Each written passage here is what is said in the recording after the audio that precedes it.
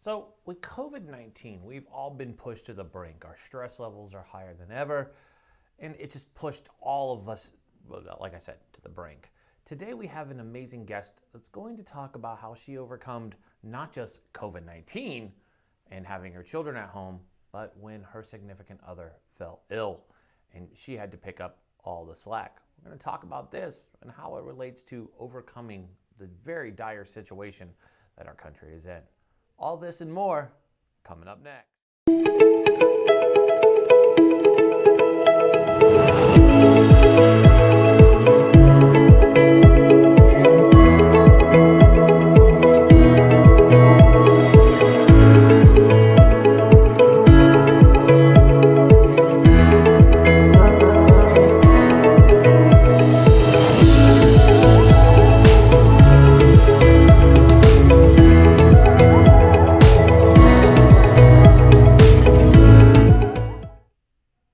I'm Eric Mitchell, and this is To The Point. I don't know why I'm coughing, but hey, I am. Maybe I have COVID. I talked about COVID. Now I have COVID.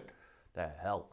But anyways, one of the most amazing things that we've been able to see is how people have adapted and overcome to the struggle that is COVID-19 and what it's done and decimated our country. This is one of the things that we've all tried to fight and figure out and understand what is going on, because it's so difficult right now to do everything that we're trying to do. It's pushing relationships and everyone to the brink. And it's the most difficult time because people want to be able to be around their significant others and be able to do it. And some couples are struggling, right? We all know this. As everything is going on all at once, people are trying to figure out how they're going to make it. So today we have a guest that has gone through these struggles and is going to share it. She conveniently wrote a book, and then she didn't probably think about it as the timing was going, as all of us walked into 2020, and a lot of people have released books in 2020. But her book that she released in the beginning of May, called Sleeping with a Stranger, has amazing ties to what is going on in today's world. And when you think about it, no, it's not some deep sexual book that talks about, it's not a bondage book, we'll tell all of you that, because I don't know if I could even handle interviewing somebody on something like that. I'll interview people a lot of topics. That's a big one. But this one is about, how her life turned upside down when her significant other, her husband, became very ill. And suddenly she had to become everything in the family and take care of her husband. Those wedding vows actually do have meaning to lots of people, and clearly they meant something to today's guest. And she's going to be talking about the importance of establishing a sustainable routine when everything else around you is out of control. We're going to touch that and several other topics as we move through today's episode. So let's get to the point with today's guest and my good friend, Miss Jessica Zimmerman. LifeFlip Media, the voice of the warrior class. Are you a veteran or patriotic business owner, author, musician, public speaker, or entrepreneur? Are you ready to take the next step towards success? Then look no further than LifeFlip Media, the voice of the warrior class. LifeFlip Media is the #1 veteran-owned PR firm in America. We use our mission-oriented approach to secure advertising and media exposure for your business, your brand, and your products. It's time to let LifeFlip Media put you on the cutting edge of success. LifeFlip Media, the voice of the warrior class.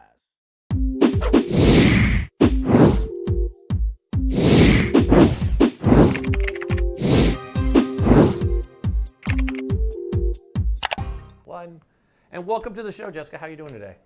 Good. How are you? I am great. I don't have any complaints. I can tell you that.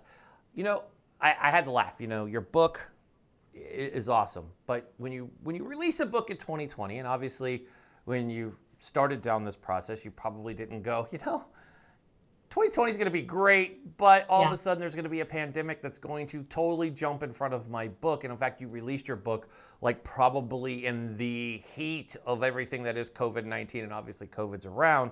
But your book, Sleeping with a Stranger. So let's talk before COVID. Tell backstory on the book. Kind of give the folks, because we're going to talk about how it relates to COVID, but I want to hear from you the original way when you wrote Sleeping with a Stranger, what it meant, and everybody out there, like I said in the monologue, this isn't some book that like you're thinking like, there's a red room and gag balls and all that stuff. The title, I know when you read it, trust me, I was like, this is an interesting book, but it's different when you open it up and read it. It's different. It's not, there you go. Anyway, so tell folks, sorry, I can't help but humor into it. So kind of tell the folks like, and we're going to talk about COVID, like I said, but let's talk about how you the original premise for the book before COVID struck. Yeah. So Sleeping with a Stranger is a very real, raw, honest, and if I do say so myself, funny memoir about how to find yourself when the compass is lost. 6 weeks after I gave birth to my twin boys, 1 week after we celebrated my daughter's second birthday, so house full of very young children, my husband contracted this illness that no doctor could diagnose, and it left him 50 pounds underweight and a prisoner to our master bathroom. And this is basically the story of that journey for both of us. And, one of the things that happened during this time was I went from my father taking care of me to my husband, Brian, taking care of me. He was a financial advisor and he totally supported us, to now all of a sudden out of nowhere, I have to be a sole provider for my family of 5. So I stepped into that role. I had my business and it started to take off. And as those demands piled on, I kind of started to become the person that I felt like I was always meant to be. Kind of for the first time, I felt at home in my own body and all of those things. And so this, on top of everything else, is really kind of a rallying cry for women who are facing or coming to terms with their own trauma, or who want to write their own script instead of read the one that society hands us. But I think above all, Sleeping with a Stranger is really a testament to healing our bodies, our spirits, our relationships, but ultimately ourselves. Yeah, I like that you say that, because I think that's true. I think 2020 has proved out that your book truly is a really good kind of guide on, or a point where we like our North Star, that we can kind of go to it, open it up, and understand that there's a lot of things. And I love that you talk about, the importance of establishing a, sustainable routine kind of in chaos, right? When you think of it, then you convert that to COVID-19 and we all fit in, right? It's just like, wow. I mean, I can only imagine in any household if you lose that and a lot of people have, right? Your husband became ill and you weren't expecting that. Now 40 million Americans have lost their jobs, and now they're like, holy crap, it's like having an illness. You have no job, you don't know where it's going. And in fact, at the end of July, a lot of people are going to lose that extra bonus money that's in their unemployment. And then they're going to be in that boat with that paddle. And I think your book really relates to a lot of what's going on. Obviously, you didn't write it with COVID-19 in mind. You were talking about your own personal journey. And COVID-19 was like, hi, Jessica, we're going to help you relate this story to the rest of the world. So talk a little bit, let's talk a little bit about establishing this sustainable routine. I know a lot of people focus on routine. I know I'm a huge, as you know me, you know how crazy my life is and my schedule. So I have to have a schedule, which includes when I'm going to meditate, work out, work, pitch for my clients, get on phone calls, meet with my team, record this awesome show. So, kind of when you develop this, talk about developing this routine and why it's so key. Well, part of when I was, and you're right, I have been through financial crisis, physical crisis, emotional crisis, spiritual crisis. So to me, when COVID-19 hit, I was like, I can get through this. I mean, if I can get through that, I can get through this. And so when I was in the process of really building my business and really kind of taking it to the next level, I studied the habits of successful people. And one of the things that I noticed, and it was just the simplest of things, like people who make their bed in the morning are more successful. People who make their bed in the morning, they are more productive during their free time. They get more done in a day and all of that. And I think it just kind of comes from starting your day, being able to have a check mark, to be honest. And I know that not everyone wants that. I know that a lot of people like to have this kind of freer lifestyle. But I think the truth is, I think we all crave a little bit of knowing what's coming. or we at least want to be in control of that. We don't like to be surprised. I think that's been made clear this past year. Yeah. And so there's so much that we cannot control, that even just having this one little sliver of the day that we can. And for me, and I talk about this in Sleeping with a Stranger, and it was part of learning to heal. And I really learned how my mind, my body, and my spirit are all connected. And how if I am trying to write something, and man, yesterday I could write like crazy, and today like nothing is coming, I usually need to go for a walk or a run. Yeah. And then all of a sudden, all the ideas come. Or if I'm sitting down to meditate and I just can't focus, if I will start writing or I'll go for a run or whatever, suddenly then I can do this. It's interesting. And so for me, I really learned that what I need, and a lot of women fail at this, and because they think it's selfish, when really it is the most selfless thing we can do. Because I'm a mom to 3 little kids. I'm a wife. I am a daughter. I'm a friend. I'm a business owner. I lead a team of about 10 people. And so it's like, I need to be the best version of myself. And I know to be the best version of myself, I need to hit those 3 things, that mind, body, and spirit. So for me, I wake up at 4 a.m., which I know is crazy. And I had to train myself to do that, because I was the sleep till noon teenager. You know what I mean? Like, mornings were not my thing.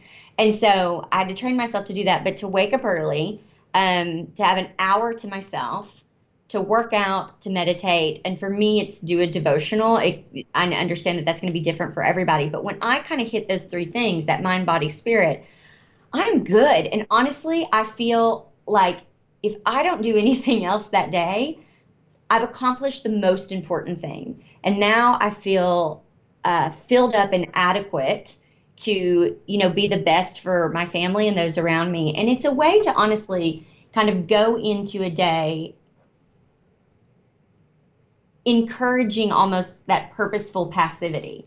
Because when you hit those 3 things, at least for me, it puts me more at peace. Yeah. And then things that might bother me if I hadn't have done those things, they no longer bother me. They just aren't an issue. Does that make sense? That makes lots of sense. And I love that you bring that up, because one of the things I love the way you talked about in your book that also ties over to COVID is you talk about being, turned into an emotional and, relational isolation, like you're on your own. And so many of us feel that way, right? You're locked in your home. You can't really go hang out with your friends. It's highly frowned upon still today. Here we are in late July. It's hard, right? A lot of people want to be around their family. They can't. A lot of our parents are older. We want to be around them, but we can't. It just feels so beat down.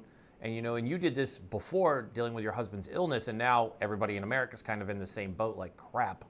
You're kind of turned to this isolation to protect yourself, right? Because you're just like, your human reaction is to protect your own and keep it to yourself. Talking to a lot of people with PTSD is something that I see all the time. It's like, it's easy to avoid it, and you talk to mill spouses, they'll talk about it too with their husband or their wife with PTSD, because vets on both sides have it. They'll talk about how bad it is, or gold stars, and it's easier to do that. But what I love is how you pivoted off that, right? You didn't want to let your almost your depression own you, and you changed that. So talk a little bit about how, and I love this, how you embraced a messy, I love the way you quote this, a messy friendship that as a way out of this despair and isolation.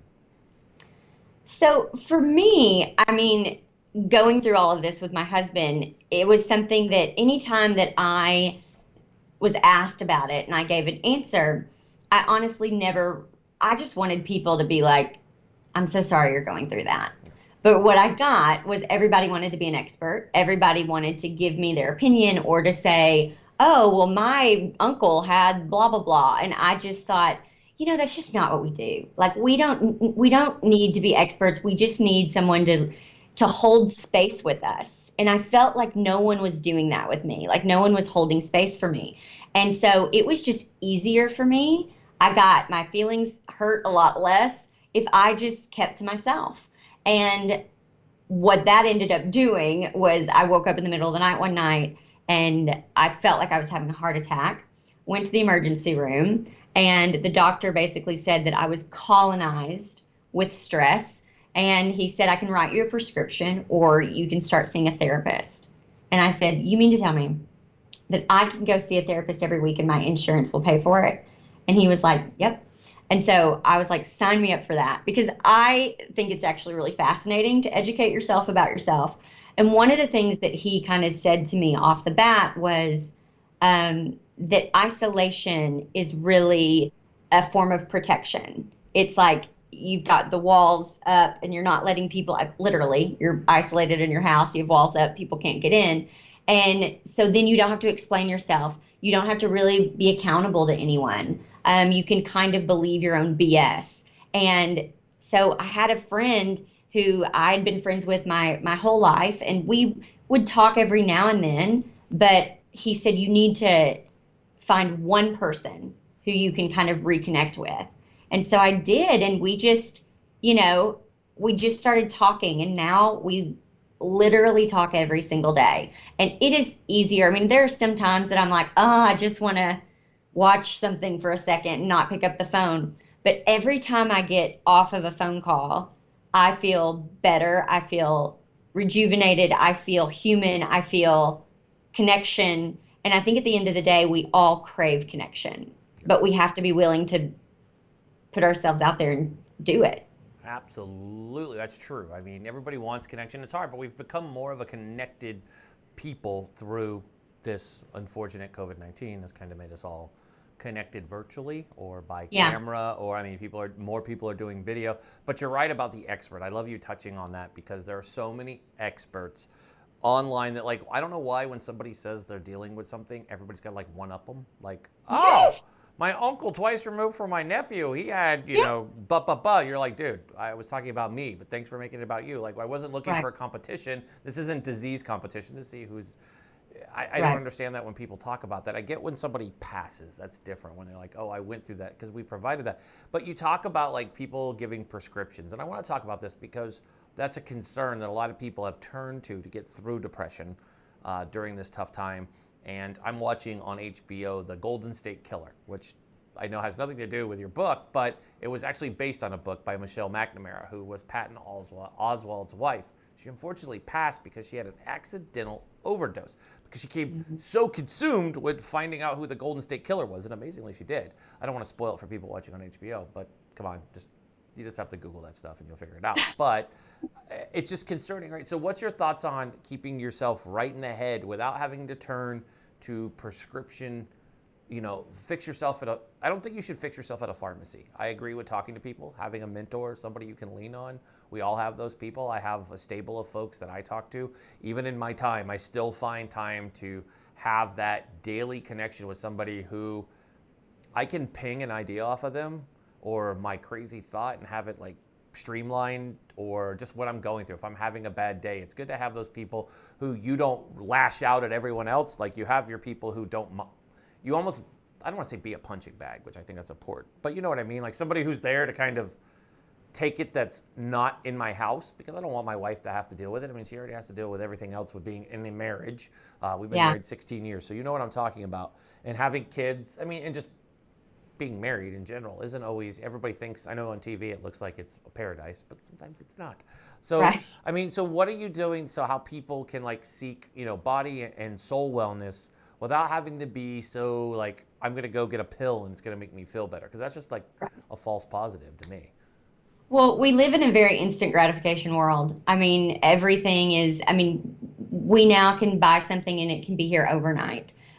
We can swipe up and get whatever we want. We get upset if something can't be here tomorrow. And so I get that. We want kind of a quick fix. Now, I believe that medicine has its place, but what happened with my husband, Brian, is for a year, we were killing him with the wrong medicine. And this was medicine that doctors told us that we needed to be on. And I say we because for some reason when your spouse contracts an illness and you're in and out of the hospital, I'm not sure where the point is, but at some point it just becomes we. Yeah, but sure. So he's taking infusions. I'm talking he's there, once a week getting major infusions.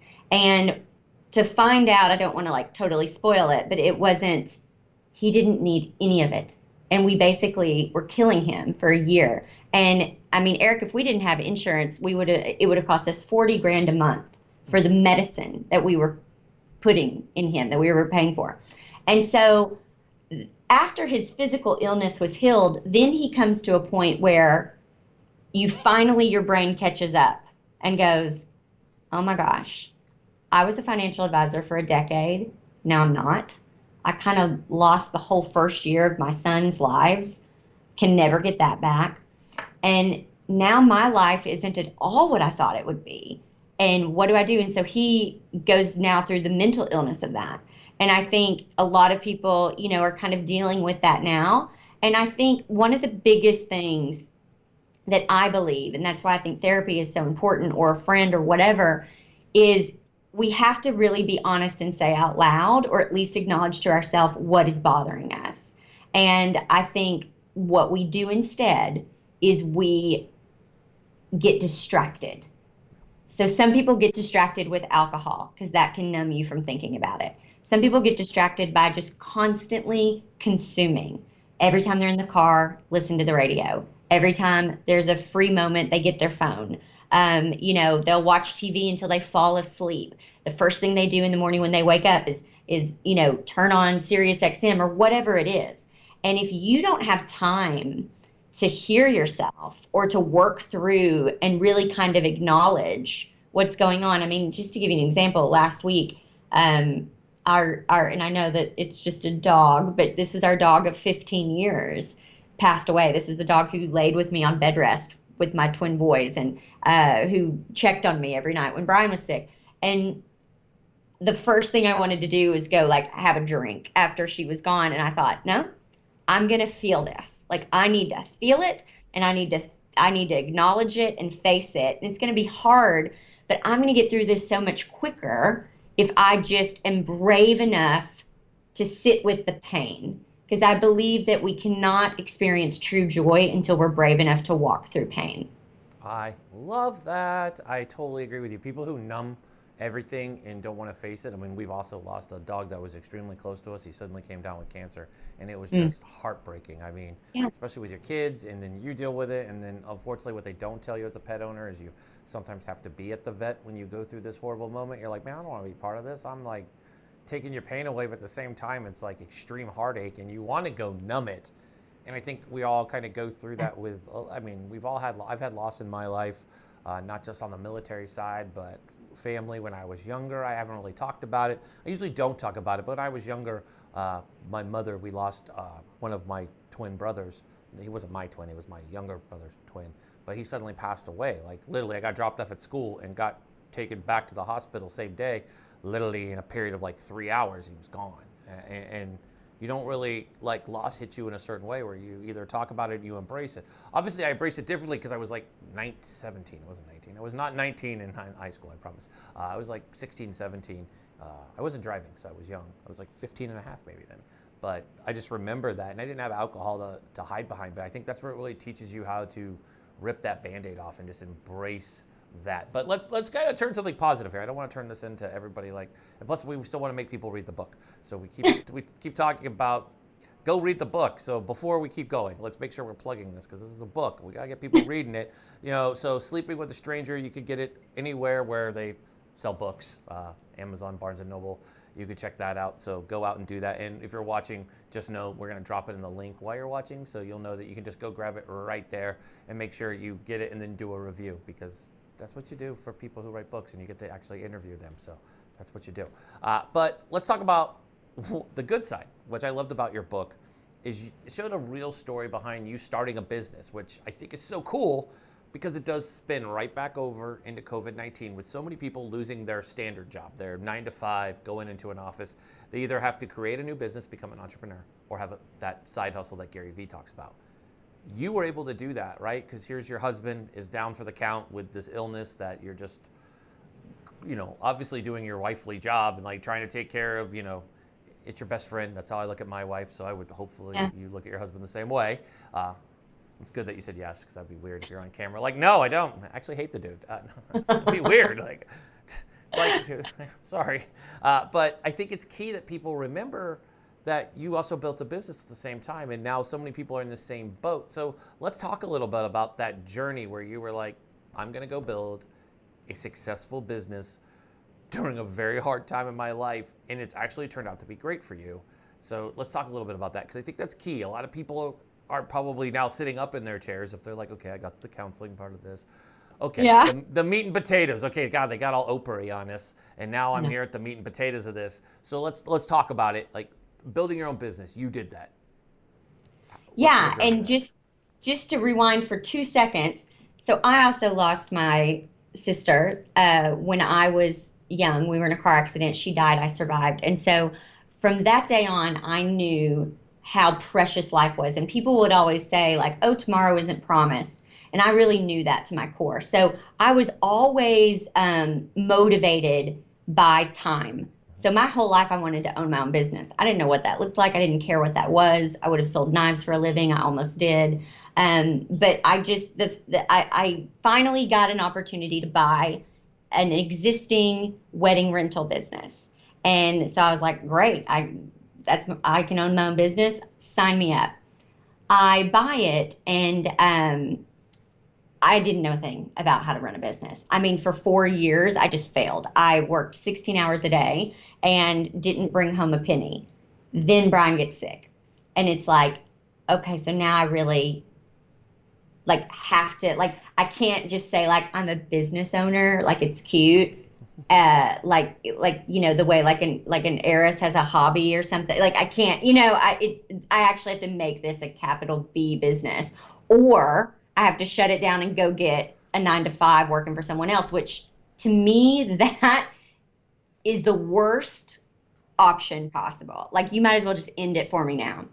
So I just got really serious. I went and got a loan to buy me some time, and I kept the business going while I learned everything that I could, studied successful people, took every program I could, learned from mentors and consultants, went to workshops, and really learned just the foundation of business. And it's really simple. It's not easy, but it's simple. And so I was able to kind of turn things around really quickly. I revamped my business into what I wanted. I think a lot of times entrepreneurs and business owners, they look at what everyone else is doing in their industry and they think that's what they need to do. And I was the first wedding floral person in my area to not have a retail shop. I said, I don't want a retail shop. I want to do by appointment only, so that I can schedule my own time. And that actually worked out really well for me. And I just went in 1 year from making $0 profit to being able to bring home a 6-figure salary, plus on top of that made 6-figure in profit. And I thought, okay, if I can do this. Now, remind you what this whole thing is about in here is what drove that, because you've got to have some drive to get there, to go from 0 to that. And what was really driving that was fear, was the fear of losing my husband. Like I lost my sister. And so I want to be really honest about that, because there's a lot of female entrepreneurs out there right now who are like, you can make 7 figures and travel the world and be a present mom and do whatever you want to do and life's great. And I'm like, okay, but let's be real about what that actually takes, because it's more than a couple clicks, or it's more than knowing what to, I mean, that's all BS. I mean, the truth is you've got to have something that drives you. And so when I figured it out, I decided to write it down. Now, at the time, there weren't really these online programs that I knew about. So I wrote what I did, put it in a locked PDF, thought I'd sell it once. I think I had 300 Instagram followers, 0 people on the newsletter list. And I sold 44 copies of it. And then after that, I started getting these testimonies from people, and I realized, oh, this is what I'm supposed to do. Like, I was meant to, because I always felt a little bit like a fraud in the wedding industry, because people in the wedding industry, they like love it, live it, eat it, breathe it. They feel like, if they can't touch a flower again, they're just going to die. And I'm like, I don't know the name of any of the flowers. I just kind of, I faked it. I honed a craft to get by. But I believe that I was meant to go through that so I could share vulnerably about business, which is people connect to that program. It's called The Business Behind the Blooms, and it's for people in the wedding industry, how to have a successful wedding business. And the success that comes from that is incredible. And so it taught me how to share vulnerably about business, which I think ultimately prepared me to share vulnerably about my personal life. I don't know if I answered your question. You did. Thank God, thank God you did. I was making sure you did. I was reading through it. You answered it. That's good. Everybody answers questions in a unique way, so there's nothing wrong with that. But that's good that you bring it up, because I think people need to know that it's something that we talk about a lot on the show, about these fly-by-night stuff. You see them on social. Everybody's selling everything, telling you can get rich quick. Anything that ever says you can get rich quick, I always kind of chuckle at, because nothing is easy. And every entrepreneur we talk to, and they're all successful that come on the show. We don't put losers on our show. They all talk about, they were never an overnight success. We have some people talk about being 10-year success story, 7-year success story, 5-year, but nobody's an overnight success. I've never met an overnight success. It was like, we got it. Now, it's hard. I mean, being an entrepreneur, then you add in you're a mom. I have this discussion with my wife all the time, because not only does she run our company, Life Lit Media, she has her own 2 side hustles, her passion. She's always been into taking care of others. And she has an apparel business that she absolutely loves. And I go, why do you do it? And she's like, I love helping people. I love solving a problem. And I know from running our business, because trust me, Life Lit Media was not an overnight success, that she knows it takes time. But it takes time to build something good. And you hit this amazing streak where you feel good. But you have it where you have a sick husband. That's kind of something difficult, and kids and youngins. They're not like mine, who are like teenagers, that I don't have to make breakfast anymore for anyone. They can go do it themselves. In fact, I have almost 16-year-old. She makes breakfast for me so many times, and I'm like, sweet, I don't have to do it. But you have we people, and then you're taking care of another human who, probably is also frustrated. And let's talk about that. How is it? And your husband's probably going to be like, great, you talked about me and how I'm doing, and he's not answering. So how has it been? You know how us dudes are. We're like dudes. We have our own independence. We want to be able to take care of ourselves. And it's already bad enough when I'm sick and my wife has to take care of me. It drives her nuts, because I don't want anybody to take care of me. I'm a stubborn Marine.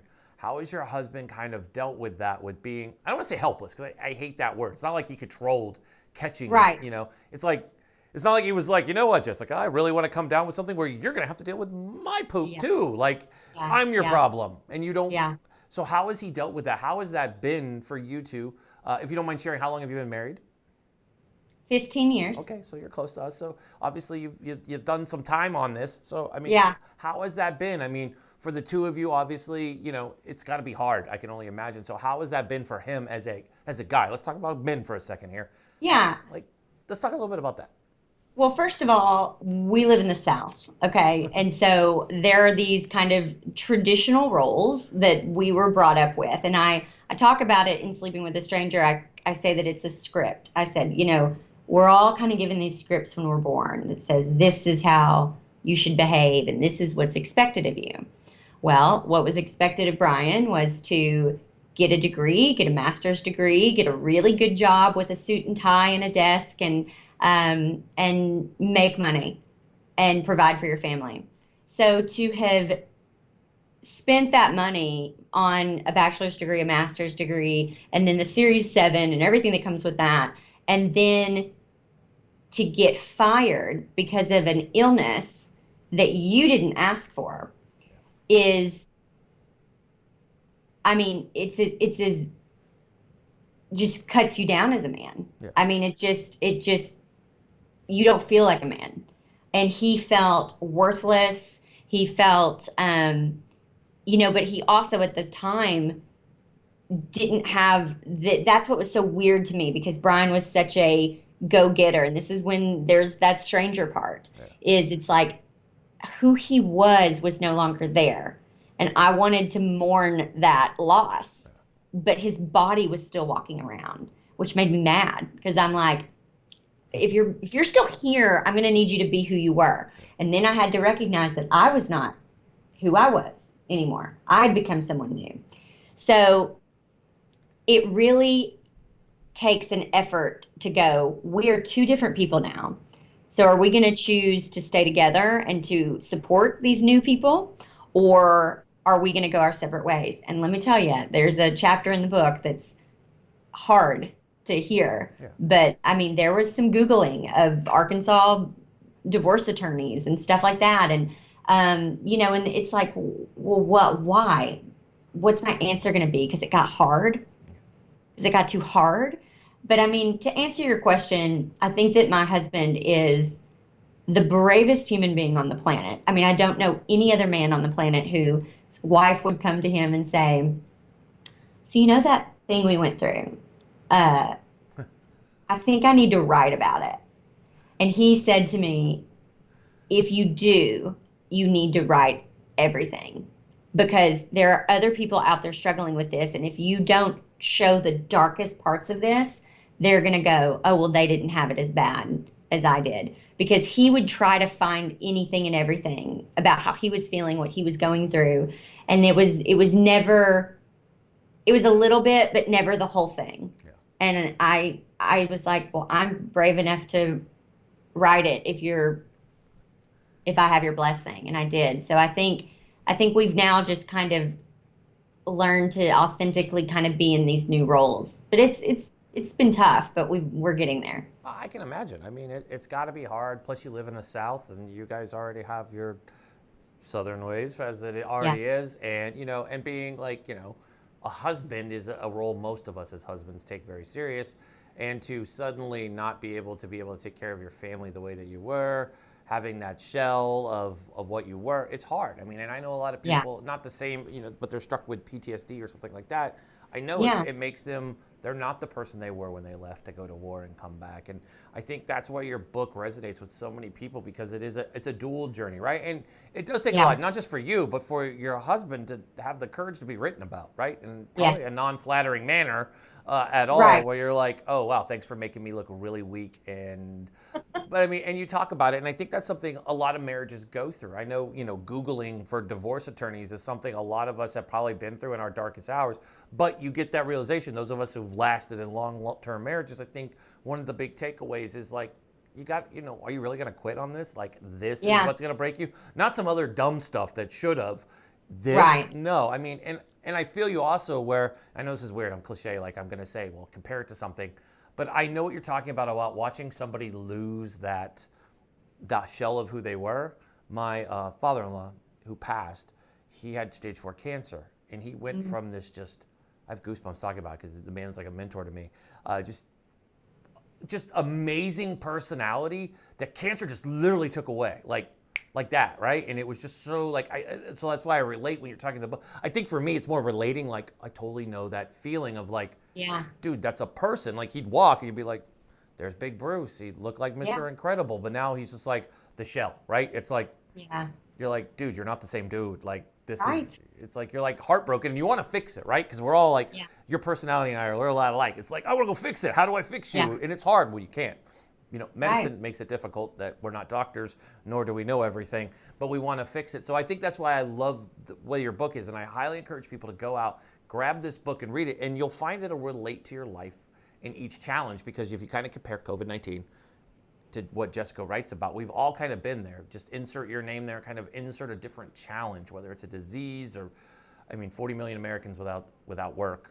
That is a huge challenge for a lot of families right now where they don't know where their next penny is going to come from.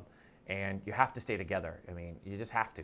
You shouldn't end your marriage over a tough time. You can work together as teamwork. You've proven that it works. You went out, as I was talking about in the show with my military background, we love talking about adapting and overcoming.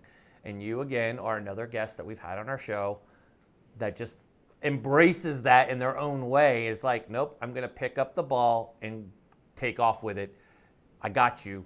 I got you, boo. I got you. I'm going to make this work, and we're going to run with it. I got you, because you're not a person that quits. And I think that's a good thing that people should look when they read your book. This isn't this book isn't bad, it's inspiring. It's like not, you didn't mean that didn't come out the right way I wanted to say that. Like the book's not about bad things. There we go, things. Like the book's not bad. It's not crappy, I promise. No, it's not a bad book like as it's a negative story. It's more of an inspiring story. How you were like, I got you. Let's do this together. Yeah. And, it's a struggle, but you're there. You're doing a great job. You have an amazing book. People are going to see you all over the place. And that's what makes your story great, how you were just like, I got this. So I want to thank you for sharing your journey. Before you go, let's talk about a little bit about what's next. Obviously, is there like another addition to this book that you're planning? I know you just wrote it, but a lot of you guys write books, and you have another one kind of cooked up there in the back where you're like keep telling your journey. So You know, for me, I have to really experience something, and then share it. And so I think, right now I'm just experiencing. My whole thing was to write this book and then to get it out there. yeah, And it has just been every obstacle that could be put in your way has yeah, been put in the way to promote it. And there's a lesson learned there. And I think I really just try to every day say, this is happening for me, not to me, and kind of trust all of that. yeah. But I don't know. I feel like my job right now is to share this story as excellently as I know how to, and to do that um, to the best of my ability, and then we'll see. I don't know. Yeah, I love that answer. I think that's a good answer. I mean, and if people want to get a hold of you, but just so people, I like to continue plugging my guests. So they go to jessicazimmerman.com, or they can go to Amazon. Your book is Sleeping with a Stranger. And the cool thing, folks, is if you're like me and you just either have a lot of books that you need to catch up on, Audible. And the cool thing is Jessica does the voice. So you get that cool Southern accent, which I know that's what I enjoy, because that's just a cool way. You don't have that boring person reading to you, which Audible can be known for. They're like, here, we're going to talk. And you're like, dude, this isn't what I wanted. I don't want. And when I thought it, what made me think of your book and your Audible is, if you're familiar with Jocko Willink, when you were talking about getting up at 4 a.m., he gets up at 4:30. Um, You, Slacker. you, Mark Wahlberg, and Jocko Willink like being up that early. I don't. So I cringe when people say that early. I'm like, man, I get up at like 5:30, and that's early to me. Like, Yeah. I mean, I Yeah. like it, but I stay up late too. I posted this the other day. I'd love your thoughts on this. Do you find like when you want your quiet time? All of us with kids, like I like people ask me like, oh, you work late, and I'm like, sometimes I like sitting in my office, like just me, Yeah. and I got LED lights in my office, so I can kick those on. And it kind of makes my office have this cool little vibe. Sometimes I just start working late at night. It's just quiet. It's like peaceful. It's like waking up early. Probably that's why you wake up early, because it's like no one else is awake. Because I see Yeah. these videos, Jessica. Uh, my wife watches them. There's these people who get up like at 4:30 in the morning. I'm not making fun of you folk, but they get up and they're hella loud. They're like in their house stirring a cup up or something before they go film a workout, and they're like yelling. They're like, I'm up early, but guess what? I'm like, I look at my wife Lucy, and I'm like, Lucy, I swear to God, if you ever did that, I will throw things from upstairs at you. Don't Yes. need that. Get up early, but be quiet. You don't need to wake Yes. the rest of us. So, Yes. I mean, do you find yourself? What's your kind of routine for Jessica time? Like, where's your quiet time at? Well, I get a lot of me time. I work at home, and so I'm upstairs in my office, and it's my team. We're all virtual, so I get some time by myself, obviously throughout the workday. But it is in the morning, and I agree with you. I don't want it loud. I mean, my husband gets up at 5. My kids wake up at 6, so that hour is sacred to me. And I was talking earlier about there's things we can control, and there's things that we can't. We can't control the environment outside of our home, but we can control inside. And so I like to play, Joni Mitchell in the morning, and I have like incense and candles. And because I think that what we hear and what we smell is just as important as what we see. I mean, it's this consumption as well. And so for me, just to have that kind of time to myself to just be still and smell those smells and listen to Joni Mitchell and watch the sunrise. I just feel like, okay, it's going to be a good time. And then Brian gets up at 5, and we can have a little bit of time together, and then we get the kids up. I like that. That's awesome. Yeah. That's a good routine. I like. People should go try that. Try Jessica's routine, folks. Yeah. Jessica, Not overnight. It takes a while Yeah. to train Oh, yourself to get there. I can only imagine waking up early. I don't have that. There's no way Lucy and I will have late night like hangouts, Yeah. but we won't have early. She's not. My wife is not a morning person, like Yeah. at all. Period. The hard stuff. I love it when she says, "I'm gonna try to get up." I'm like, and I go back in there like 6 a.m. And I'm like, "Hey, hun, you said you." I'm like, "Okay, cool. Yeah. I knew the answer to that." Leave you long alone. before. Thanks for having all the alarms go off. We appreciate hearing it go off and you not making it go off. Anyways, but I want to thank you for joining us today. This has been an amazing conversation. Again, folks, go check out Jessica. I can speak English today, people.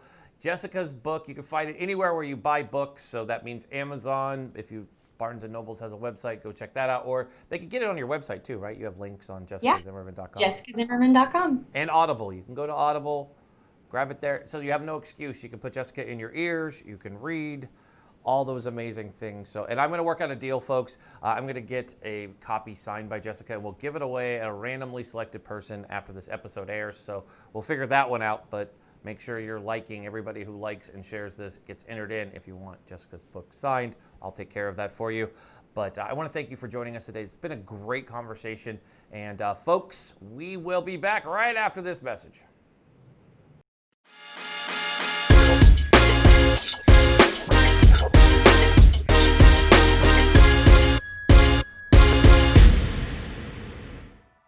Thank you for watching this episode of To The Point. As always, I'm your host, Eric Mitchell, and we thank you so much for tuning in. Remember, if you know someone that we should be interviewing on our show, or you'd like to be a guest on our show, feel free to email us at hello@tothepointtv.com. We'd love to have you as a guest on our show.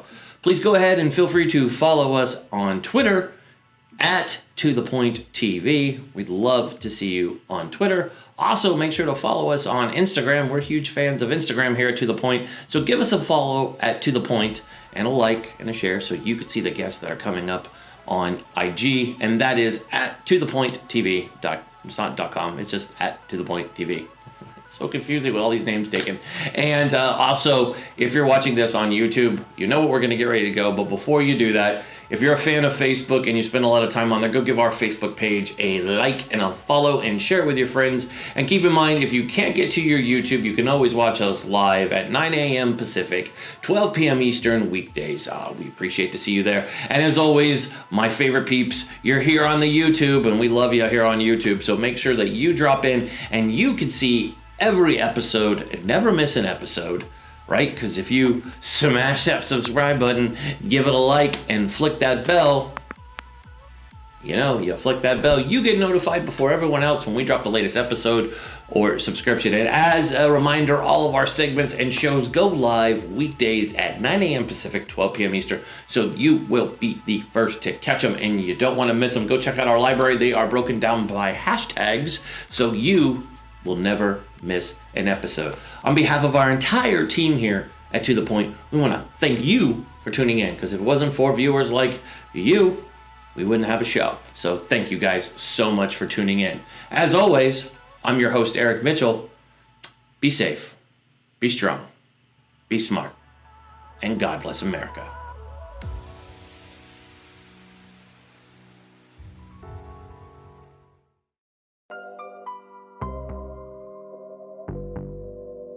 Let's get to the point with Eric Mitchell. Let's get to the point.